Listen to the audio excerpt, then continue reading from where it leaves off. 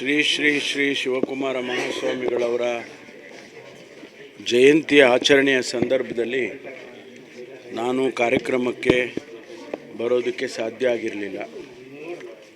ಹಾಗಾಗಿ ಇವತ್ತು ಸ್ವಾಮೀಜಿಯವರಿಗೆ ನನ್ನ ಗೌರವ ಸಮರ್ಪಣೆಯನ್ನು ಮಾಡಬೇಕು ಅಂಥೇಳಿ ಬಂದಿದ್ದೇನೆ.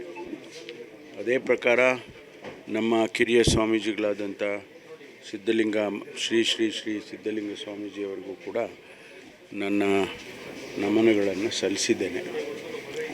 ನಮಗೆ, ನಮ್ಮ ಕುಟುಂಬಕ್ಕೆ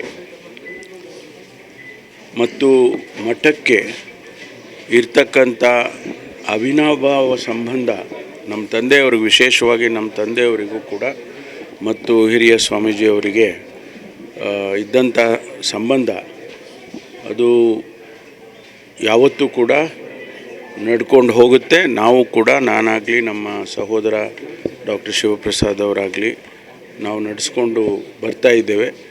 ನಾನು ಕೂಡ ಇವತ್ತಾಗಲಿ ಮುಂದೆ ಕೂಡ ಈ ಸಂಬಂಧವನ್ನು ಹಾಗೆ ನಡೆಸ್ಕೊಂಡು ಹೋಗ್ತೇವೆ. ಅದಕ್ಕಾಗಿ ಇವತ್ತು ಅವರಿಗೆ ಗೌರವ ಸಮರ್ಪಣೆಯನ್ನು ಮಾಡಿದ್ದೇನೆ.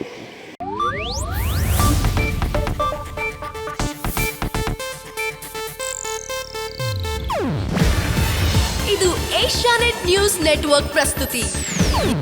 ನೀವು ನೋಡ್ತಿದ್ದೀರಾ ಏಷ್ಯಾನೆಟ್ ಸುವರ್ಣ ನ್ಯೂಸ್.